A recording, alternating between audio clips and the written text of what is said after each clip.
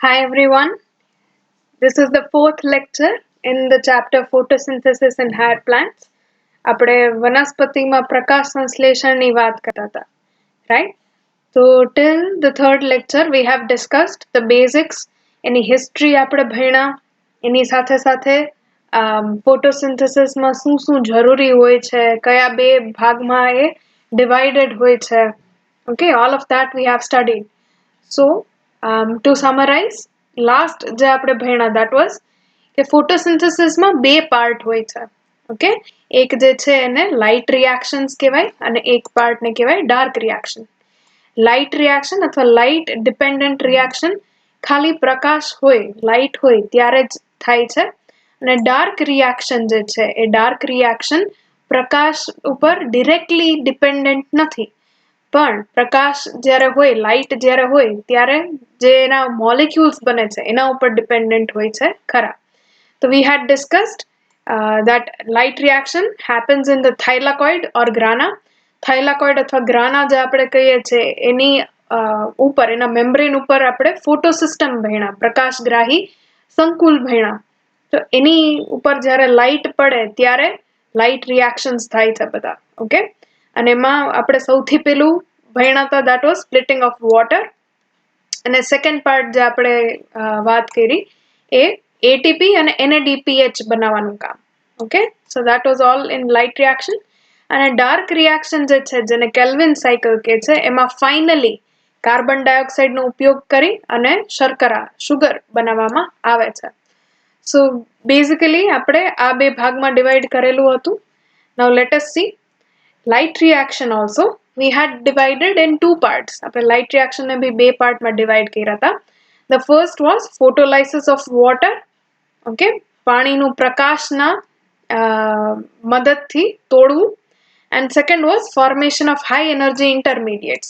એટલે કે વધારે એનર્જી વાળા મોલેક્યુલ બનાવવાનું, જે આપણે કહેતા હતા ને લાઇટ એનર્જી માંથી કેમિકલ એનર્જી માં કન્વર્ઝન થાય છે, તો એ કન્વર્ઝન આ જગ્યાએ થાય. ઓકે, તો યુ આર ગેટિંગ એટીપી બને છે અને NADPH, આ બધું લાઇટ રિએક્શન માં થાય છે. તો we have already discussed photolysis of water, જેમાં પાણી છૂટું પડી તમને 4 પ્રોટોન, 4 ઇલેક્ટ્રોન અને 2 ઓક્સિજન જે હોય એટમ, એટલે કે એક ઓક્સિજન નું મોલેક્યુલ એ એમાંથી મુક્ત થતું હતું.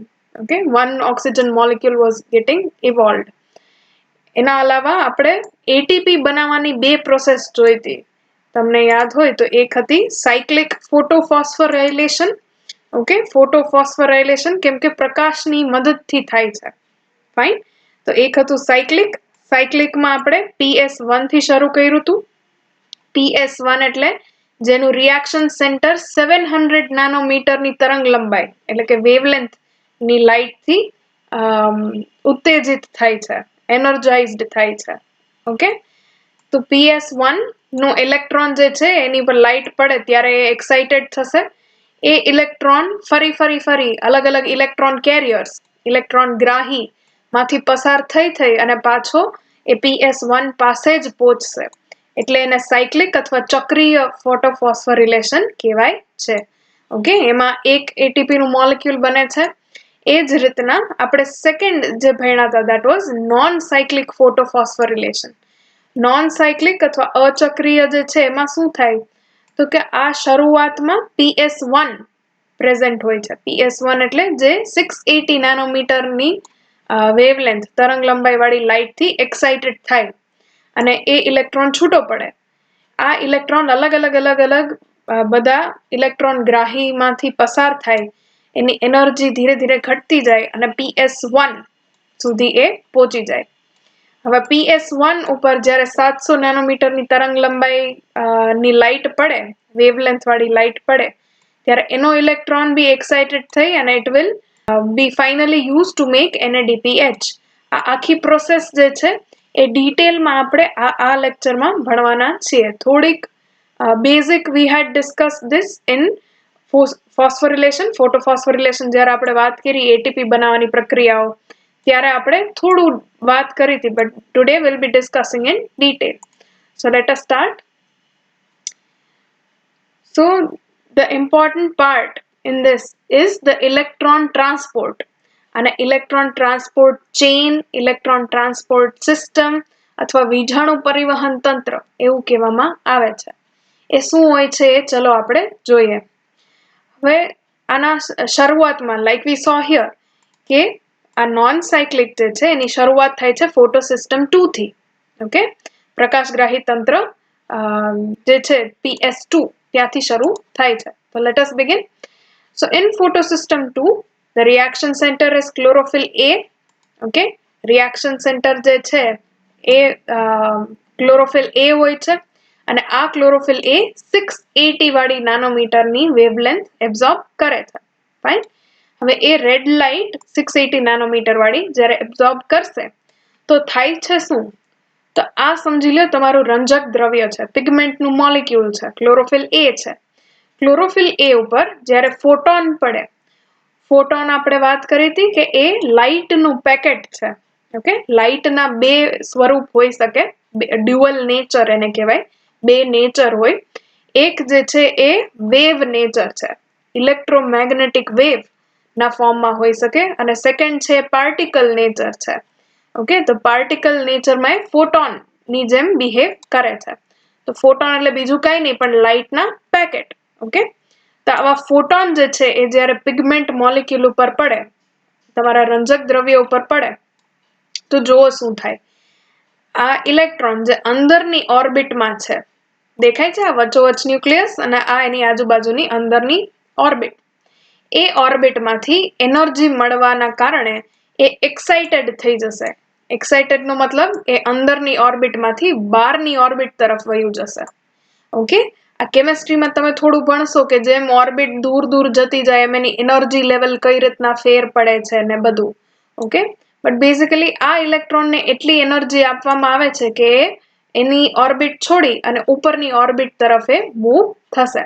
Okay, so this is known as ground state, જ્યારે એ એમનેમ શાંતિથી ઇલેક્ટ્રોન અંદર બેઠું છે રંજક દ્રવ્યમાં. ઓકે, પણ જ્યારે ફોટોન પડશે ત્યારે it will become excited. Excited એટલે એ બહાર નીકળી જશે. Okay, so it will jump into an orbit farther than the atomic nucleus. એવી ઓર્બિટમાં એ જમ્પ કરશે જે ન્યુક્લિયસથી દૂર હોય. આટલું ક્લિયર? PS2 ફોટોસિસ્ટમ 2 એનું pigment molecule chlorophyll A, chlorophyll A ઉપર 680 નાનોમીટરની જ્યારે વેવલેન્થ પડશે ત્યારે એનું ઇલેક્ટ્રોન જે છે એક્સાઇટેડ થશે. Okay, now these excited electrons are picked up by electron acceptor. આ જે excited electrons જે છે આ રહ્યું, આ ફોટોસિસ્ટમ 2 છે ને પછી ફોટોસિસ્ટમ 1. ફોટોસિસ્ટમ 2 જે છે એના ઇલેક્ટ્રોન જ્યારે એક્સાઇટેડ થાય, આ રેડ આરોથી જે દેખાડ્યું છે, તો એ એક્સાઇટેડ થાય એના પછી they are accepted by electron acceptor. Okay, વીજાણુગ્રાહી અથવા ઇલેક્ટ્રોન ગ્રાહી જે છે એવા એક્સેપ્ટર છે, એવા મોલેક્યુલ્સ છે જે ઇલેક્ટ્રોનને ઉપાડી લેશે. Now these electrons from electron acceptor are passed through electron transport system, વીજાણુ પરિવહન તંત્ર. ઓકે, હવે ઇલેક્ટ્રોન ટ્રાન્સપોર્ટ સિસ્ટમના થ્રુ એ પસાર થશે. એમાં અલગ અલગ પ્રોટીન છે, અલગ અલગ મોલેક્યુલ્સ છે ઇન્ક્લુડેડ છે, જે ઇલેક્ટ્રોનને આગળ મોકલવામાં, આપણે પાસિંગ ધ પાર્સલ રમીએ ને, તકિયું ફેરવે બધા, કે બોલ હોય તો બોલ એકબીજાને ટ્રાન્સફર કરીએ, એ રીતના અહીંયા ઇલેક્ટ્રોન જે છે એનું પાસિંગ ધ પાર્સલ જેવું ગેમ થશે. ઓકે, અને ફાઇનલી ધીરે ધીરે એનર્જી એમાંથી જેમ ઘટતી જશે, ઇટ વિલ રીચ ફોટોસિસ્ટમ 1. ફાઇન. આ ઇલેક્ટ્રોન ટ્રાન્સપોર્ટ સિસ્ટમ જે છે એમાં ઘણા બધા અલગ અલગ ક્વિનોન મોલિક્યુલ્સ આવેલા છે અને સાઇટોક્રોમ આવેલા છે. સાઇટોક્રોમની આપણે થોડીક વાત કરીએ તો એ પ્રોટીન હોય છે જેની અંદર આવા પોર્ફાયરિન પ્રેઝન્ટ હોય છે, પોર્ફાયરિન રિંગ. તમને ઓલું બાયોમોલિક્યુલ્સ યાદ કરો તો પોર્ફાયરિન રિંગ આપણે ક્યાં વાત કરી હતી? આપણે હીમ ડિસ્કસ કરતા હતા ત્યારે યાદ આવે છે? હિમોગ્લોબિનમાં હીમ જે હતું એ હીમ બીજું કાંઈ નહીં પણ એક આવી પોર્ફાયરિન રિંગ છે. સાઇટોક્રોમ જે છે એ એવા પ્રોટીન છે જેની અંદર આવા હીમ ગ્રુપ આવેલા હોય છે. ઓકે, તો આ પોર્ફાયરિનની રિંગ એને તમે હીમ કહેશો. અહીંયા જો નીચે લખેલું છે હીમ, આયર્ન પ્રોટોપોર્ફાયરિન ટાઈપ 9. ઓકે, આમાં વચ્ચે આયરન નું મોલિક્યુલ આવેલું, આયરન નું એટમ આવેલું હોય છે. Okay, Fe. એ Fe જે છે 2+ અને 3+ વચ્ચે ચેન્જ થતું રહેશે. જ્યારે ઇલેક્ટ્રોન એક્સેપ્ટ કરે ત્યારે 2+ ફોર્મમાં હશે, અને ઇલેક્ટ્રોન નું દાન કરે, when it donates the electron it becomes Fe3+. Fine. તો આ Fe3+, Fe2+ વચ્ચે એ શિફ્ટ થતું રહેશે જ્યારે ઇલેક્ટ્રોન પાસ કરવાનું હોય ત્યારે. હવે તમે આમાં જોઈ શકો છો કે એની સાઇડ ચેઇન જે છે, ઓકે, એ સાઇડ ચેઇન જેવી રીતના ડિફરન્ટ હશે એ રીતના હીમના નામ બી બદલાતા જશે. આ નોર્મલ હીમ છે, પછી એમાં આવી સાઇડ ચેઇન લગાડી દો તો એ હીમ A બની જાય. એવી રીતના ઘણી બધી અલગ અલગ જાતના હીમ હોય છે. હિમોગ્લોબિનના અલાવા અલગ અલગ પ્રોટીન્સ છે, સાઇટોક્રોમ્સ છે, પછી આપણે વાત કરી હતી યાદ હોય તો કેટલેઝ ને પેરોક્સિડેઝ એન્ઝાઇમ છે, ઉત્સેચક. એની અંદર બી આવા હીમના જે મોલિક્યુલ છે, રિંગ જે છે આવેલી હોય છે. ઓકે, તો આઈ હોપ કે તમને થોડું થોડું સમજાણું કઈ રીતના આ પોર્ફાયરિન રિંગ જે છે એમાં આયરન હશે વચ્ચે Fe જે છે એના બે સ્ટેટ હોય, Fe2+ અને Fe3+. 2+ ને ફેરસ કહેવાય, Fe3+ ને ફેરિક કહેવાય.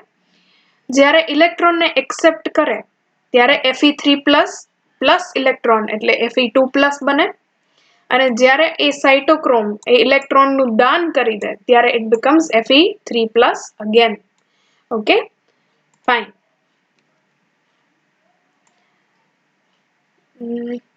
Okay.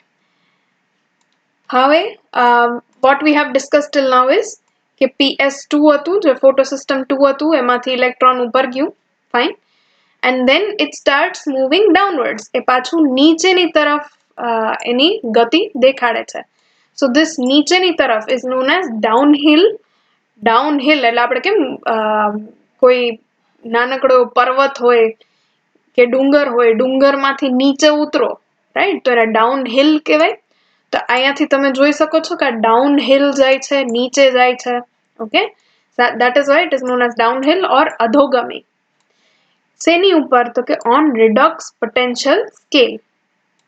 અહીંયા જે તમને આ સ્કેલ દેખાય છે, માપદંડ દેખાય છે, આ વચ્ચે 0, ઉપર -300, 600, 900, 1200 અને નીચેની તરફ +300, 600 એક્સેટ્રા. ઓકે, તો આ જે છે એને રિડોક્સ પોટેન્શિયલ કહેવાય. શું હોય રિડોક્સ પોટેન્શિયલ એક્ઝેક્ટલી? તો રિડોક્સ પોટેન્શિયલ, જેને ખાલી કેપિટલ E અથવા E રેડ એવી રીતના લખવામાં આવે, is a measure of tendency to acquire or lose electrons. એ એની તાસીર છે. ઓકે, કોઈ બી મોલિક્યુલ તમે લઈ લ્યો, એનું રિડોક્સ પોટેન્શિયલ તમે શોધી શકો. રિડોક્સ પોટેન્શિયલ જે છે એ મોલિક્યુલની તાસીર છે કે એને ઇલેક્ટ્રોન જે છે એ દાનમાં દેવાની વધારે એની અંદરનું એવું નેચર છે કે ઇલેક્ટ્રોન એક્સેપ્ટ કરવાનું નેચર છે. Okay, does it have tendency to acquire electrons or to lose the electrons? So this property is called redox potential, અને એનું મેઝરમેન્ટ થાય છે મિલીવોલ્ટમાં. Okay, millivolt, MV. તો અહીંયા તમે જોઈ શકો છો આ રિડોક્સ પોટેન્શિયલ છે, મિલીવોલ્ટમાં લખેલું છે. Fine. Now let us see કે નેગેટિવ અને પોઝિટિવ નો શું મીનિંગ થાય. અગર રિડોક્સ પોટેન્શિયલ પોઝિટિવ હોય, અહીંયા જે તમને પોઝિટિવ દેખાય છે તો એનો મતલબ એ અણુ, એ મોલિક્યુલ પાસે ટેન્ડન્સી છે ટુ એક્સેપ્ટ ઇલેક્ટ્રોન. એ જલ્દીથી ઇલેક્ટ્રોનને એક્સેપ્ટ કરી લેશે.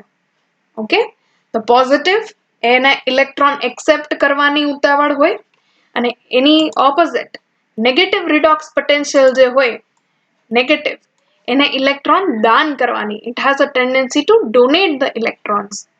ઓકે, તો તમે જેટલા બી આપણે બાયોમોલિક્યુલ્સ ભણ્યા, જેટલા બી તમે કેમિકલ્સ ભણશો, એનો એક એવો ટેબલ તમે ગોતો તો તમને મળી જાય કે જેમાં અલગ અલગ એની રિડોક્સ પોટેન્શિયલ આપેલી હોય.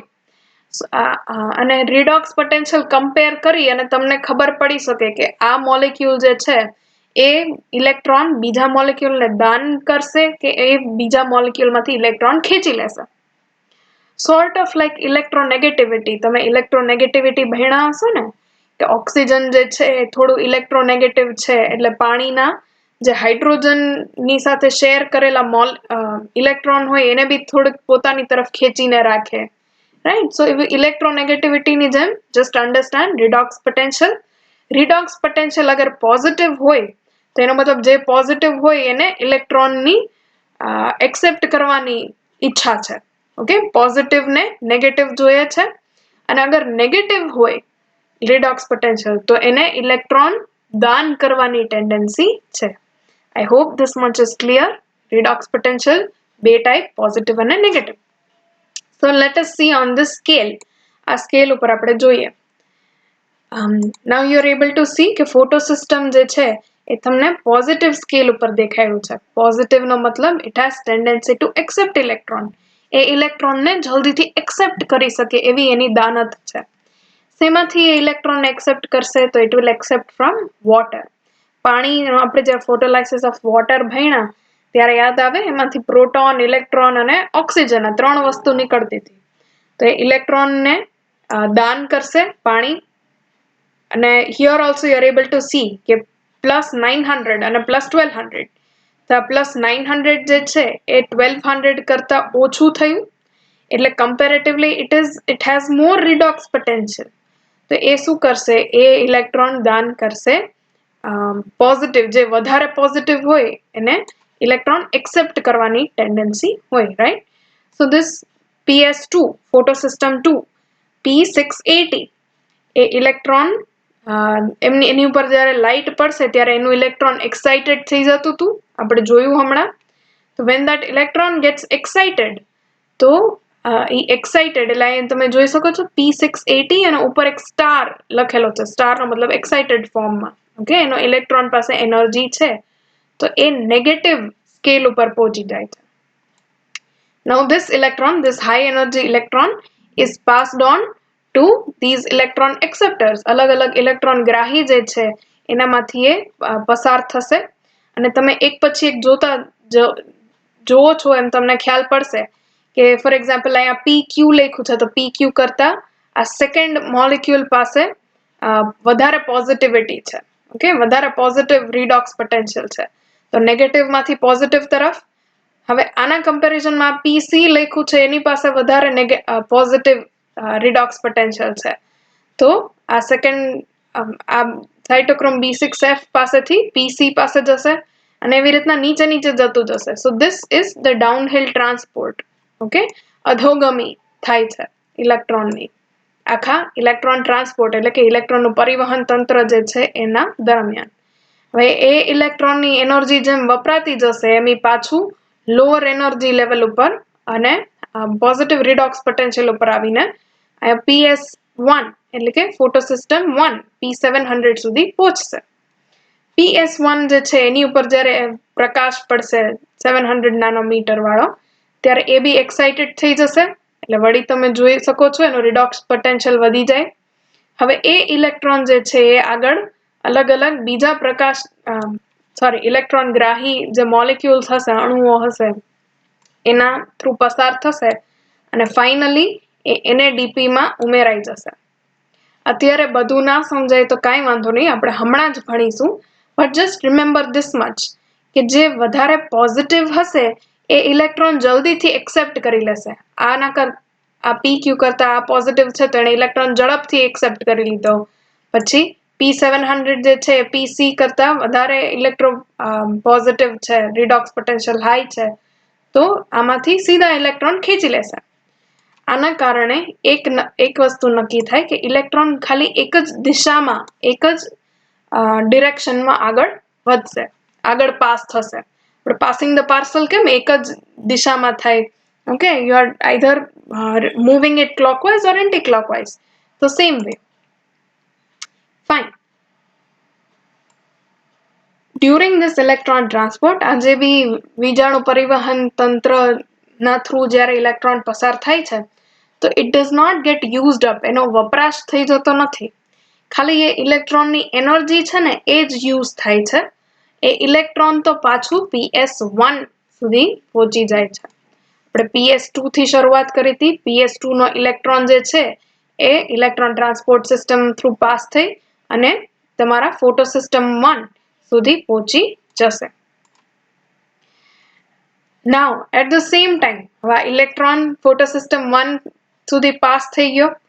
હવે એ ફોટોસિસ્ટમ 1 ઉપર જ્યારે 700 નાનોમીટરની વેવલેન્થ વાળી લાઇટ પડશે તેમાંથી ઇલેક્ટ્રોન વળી પાછો હાઈ એનર્જીનો થઈ અને બીજા જે ઇલેક્ટ્રોન ગ્રાહી છે, ઇલેક્ટ્રોન એક્સેપ્ટર છે ત્યાં સુધી એ પહોંચી જશે. From there electron moves downhill again. પાછી એની અધોગમી થાય છે ક્યાં સુધી તો કે till it meets this NADP+. આપણે NADP ની વાત કરી હતી ક્યાં? એક તો લાસ્ટ ક્લાસમાં અને એની પહેલા બાયોમોલેક્યુલ્સ ભણ્યા ત્યારે કોએન્ઝાઇમ્સમાં. ઓકે, તો NADP જે છે નિકોટિનામાઇડ એડિનાઇન ડાઇન્યુક્લિયોટાઇડ ફોસ્ફેટ NADP. ઓકે, આ મોલેક્યુલ પાસે રિડ્યુસ થવાનું પોટેન્શિયલ છે.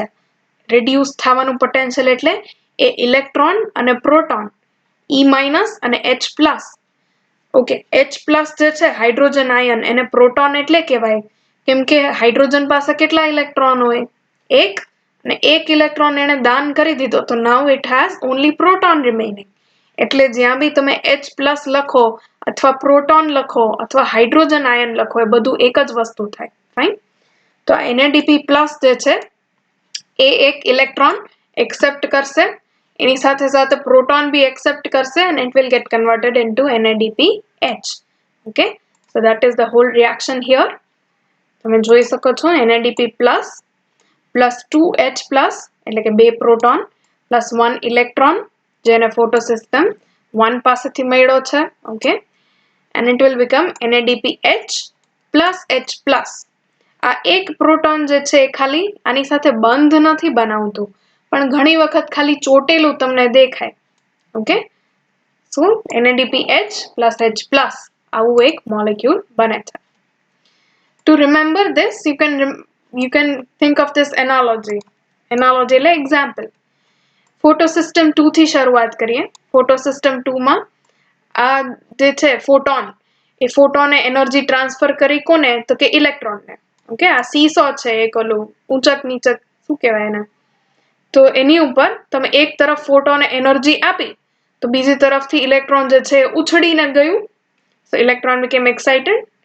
હવે આ ફોટોસિસ્ટમ 2 જે છે એ ફોટોસિસ્ટમ પાસેથી ઇલેક્ટ્રોન જશે આ ઇલેક્ટ્રોન પરિવહન તંત્ર, જે મિલ સમજી લ્યો કાંઈક. ઓકે, હવે આ મિલ છે એમાં ઘણા બધા ગેર ફરે છે એટલે ઇલેક્ટ્રોન જેમ પસાર થતું જશે એમ ગેર બી ફરતા જશે. ગેર ફરશે એટલે ATP પણ બનશે.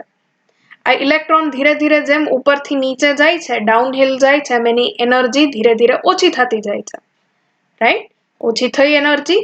હવે ઓછી થઈ ગયેલી એનર્જી વાળો ગ્રાઉન્ડ સ્ટેટ વાળો ઇલેક્ટ્રોન પાછો અહીંયા પહોંચે એટલે બીજો ફોટોન ફોટોસિસ્ટમ 1 માં 700 નાનોમીટર વાળો ફોટોન જે છે આવી અને એનર્જી એને ટ્રાન્સફર કરશે. જ્યારે એનર્જી ટ્રાન્સફર કરે તો ઇલેક્ટ્રોન વળી પાછો એકવાર ફૂદકશે. Okay, when it jumps again તો આ electron will be transferred finally to NADPH. NADPH જે છે એને finally transfer થશે. So let us understand this in detail. હવે આપણે હરેક ઇલેક્ટ્રોન ટ્રાન્સપોર્ટ સિસ્ટમના કયા કયા ઇલેક્ટ્રોન ગ્રાહી છે, કયા એક્સેપ્ટર્સ છે, કયા ટ્રાન્સપોર્ટર્સ છે એની થોડી ડિટેલમાં વાત કરીશું. Fine. So we start with the two. સૌથી પહેલા obviously PS2 and PS1. PS2 ઉપર 680 નાનોમીટરની લાઇટ પડી, આટલું તો ક્લિયર. ઓકે, એનો ઇલેક્ટ્રોન જે છે એક્સાઇટેડ થઈ ગયો, it move to the higher energy level. Okay, હવે ઇલેક્ટ્રોન PS2 પાસેથી તો વયો ગયો તો PS2 માં ડેફિશિયન્સી થઈ, એક ડેફિસિટ ક્રિએટ થઈ, ખામી થઈ ઇલેક્ટ્રોનની. એ ખામી પૂરી તો કરવાની, બાકી નેક્સ્ટ ટાઈમ આવું લાઇટ પડશે ત્યારે કયો ઇલેક્ટ્રોન એક્સાઇટ થશે? રાઈટ, તો એ ખામી જે છે એ ડેફિસિટ જે છે એ ભરવા માટે what we have already studied is photolysis of water. પાણી જે છે એનું PS2 જ આપણે ભણ્યા હતા કે એ જ એક કોમ્પ્લેક્સ છે જે પાણીનું ફોટોલાઇસિસ કરી શકે. એનું એક પાર્ટ છે જેનું નામ છે ઓક્સિજન ઇવોલ્વિંગ કોમ્પ્લેક્સ. યાદ આવે OEC, લાસ્ટ ટાઈમ આપણે ડિસ્કસ કર્યું. So this water molecule will split. આ split થશે manganese, chlorine અને calcium ની presence માં to give you 4 electrons, 4 electrons આપશે, 4 proton આપશે અને એક oxygen નું molecule છૂટું પડશે. આટલું ક્લિયર છે? ઓકે. હવે આ જે 4 ઇલેક્ટ્રોન છે જે બને છે એ ઇલેક્ટ્રોન રિપ્લેસ કરવા માટે યુઝ થશે. જે ઇલેક્ટ્રોન આમાંથી એક્સાઇટ થઈને નીકળી ગયું એ ઇલેક્ટ્રોનની જગ્યા લેવા માટે પાણી પાસેથી ઇલેક્ટ્રોન લેવામાં આવશે. આટલું ક્લિયર?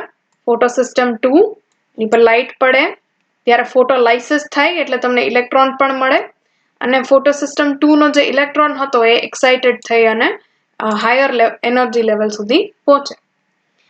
એને પકડવા માટે ધ ફર્સ્ટ મોલિક્યુલ જે ઇલેક્ટ્રોન એક્સેપ્ટર છે એને કહેવાય છે ફિયોફાઇટિન. આ બધી જગ્યાએ સેમ નહીં હોય અને in some textbook they don't even mention ફિયોફાઇટિન, but no problem. ખાલી તમારી જાણ માટે રિમેમ્બર કે ફિયોફાઇટિન પાસે ઇલેક્ટ્રોન સૌથી પહેલા પહોંચશે. એ ઇલેક્ટ્રોન પહોંચી જાય then it will transfer it to plastoquinone. જોજો આપણે જેમ ઉપરથી નીચે જશે એમ એના રિડક્શન પોટેન્શિયલ જે છે એ વધારે ને વધારે પોઝિટિવ થતા જશે. એટલે ફિયોફાઇટિન જે છે એ કમ્પેરેટિવલી ઇલેક્ટ્રોન દાન કરી દેશે. કોને? તો કે પ્લાસ્ટોક્વિનોનને. પ્લાસ્ટોક્વિનોન જે છે એક સ્પેશિયલ મોલેક્યુલ છે. એ લિપિડમાં દ્રાવ્ય છે, લિપિડ સોલ્યુબલ છે અને એ તમારી જે મેમ્બ્રેન હોય, આપણે થાઇલાકોઇડ ભણ્યા ને, થાઇલાકોઇડની પટલ હોય એ પટલની અંદર એ ઇઝીલી મૂવ થઈ શકે એવું મોલેક્યુલ છે. તો પ્લાસ્ટોક્વિનોનને શોર્ટમાં PQ લખવામાં આવે છે. ઓકે, તો પ્લાસ્ટોક્વિનોન પાસે પહોંચશે ઇલેક્ટ્રોન. પ્લાસ્ટોક્વિનોન જે છે ઇલેક્ટ્રોન આપી દેશે સાઇટોક્રોમને. સાઇટોક્રોમ આપણે ભણ્યા એવું પ્રોટીન જેની પાસે હીમ હોય. તો આમાં હીમ જે છે એ બે ટાઈપના હોય છે.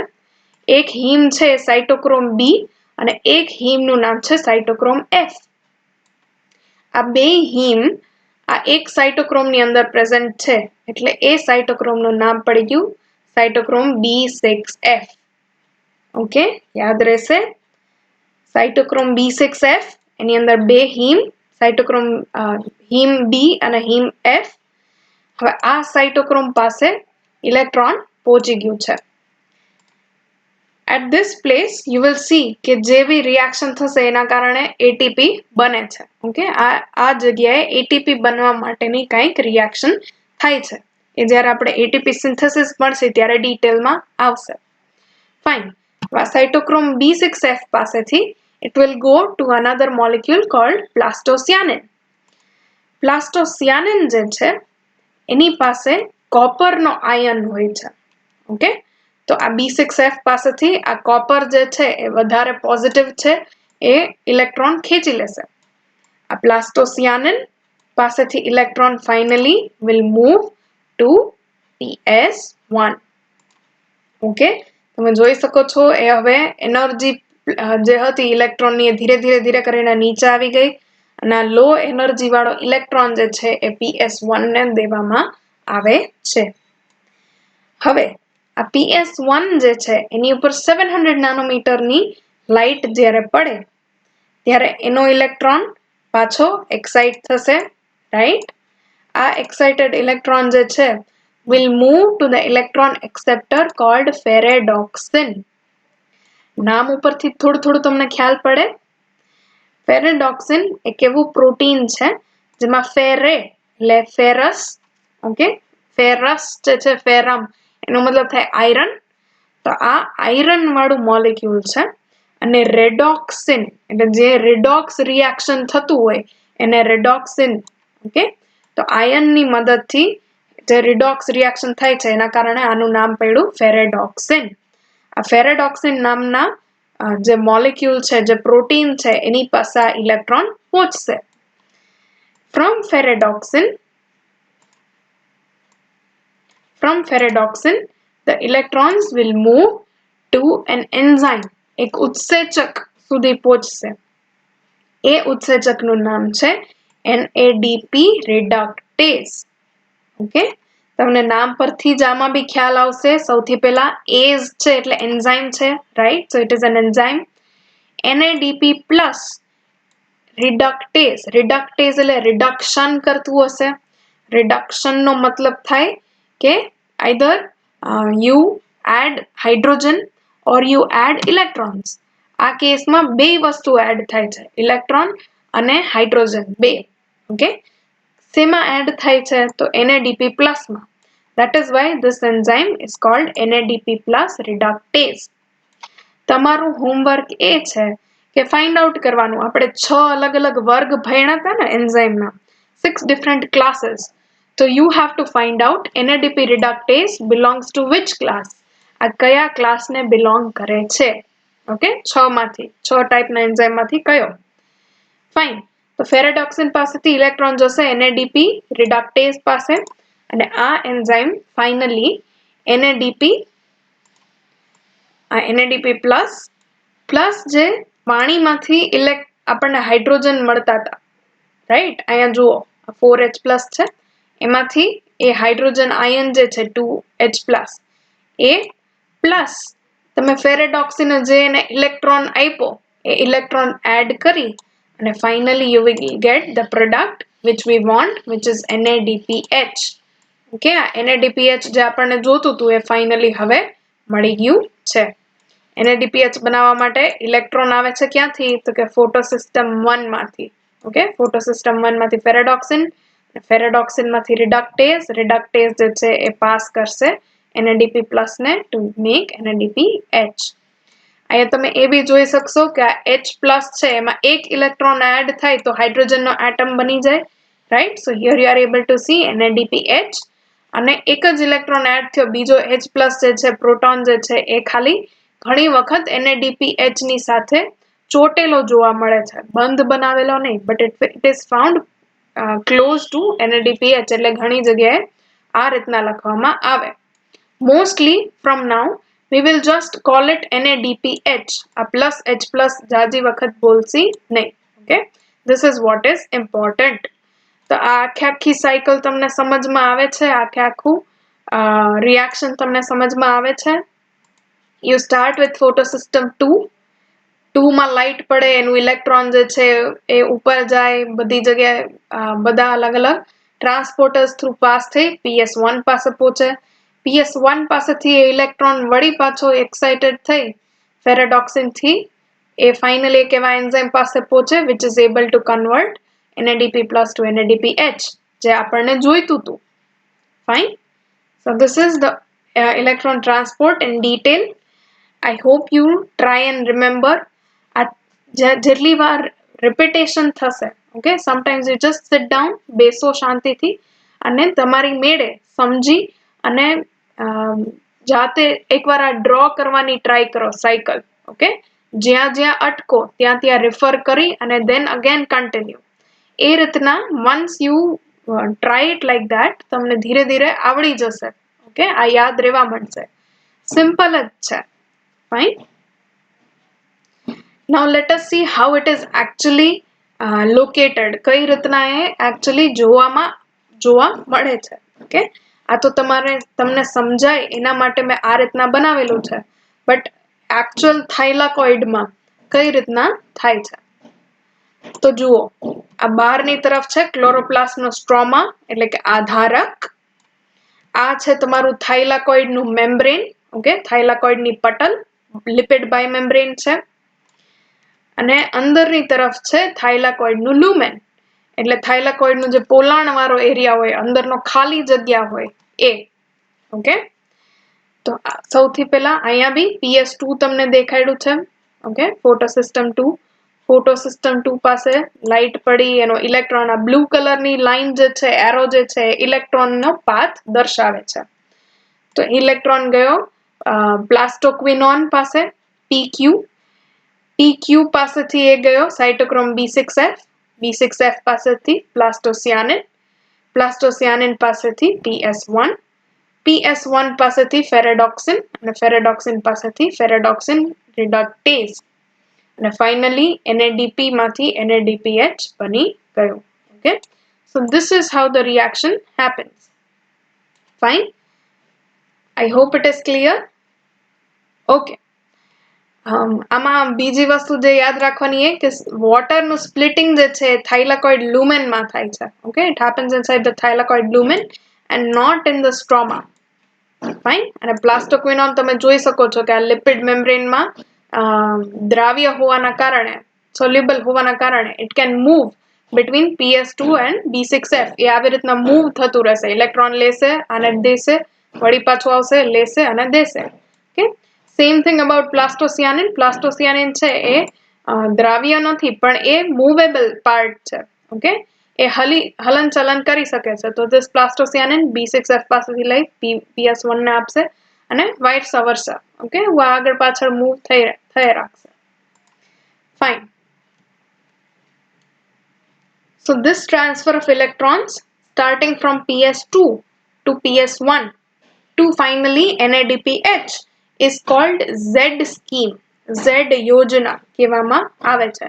શું કામ? તો તમે જોવો તો આ થોડું Z ભલે N જેવું લાગે પણ જેમણે નામ પાડ્યું એમણે Z scheme પાડ્યું. ઓકે, એટલે આ તરફ અગર તમે ઊભા રહીને જોવો તો તમને આ Z જેવું દેખાય, રાઈટ? સો આ ઇલેક્ટ્રોન જે છે એનો કઈ રીતના પાથ છે, એક્સાઇટેડ થઈને ઉપર, વળી નીચે, વળી એક્સાઇટેડ થઈને ઉપર. તો આ Z ટાઈપનું લાગે એટલે એને Z સ્કીમ કહેવામાં આવે છે. Clear? Fine. So next time we will be discussing the chemiosmotic theory. હજી આપણે આ બધું ભણ્યા પણ કઈ રીતના એટીપી બને છે એ ભણવાનું બાકી છે, right? So we understood how NADPH is synthesized. NADPH કેવી રીતના બને છે ભણ્યા. Then we will study ATP synthesis. Okay.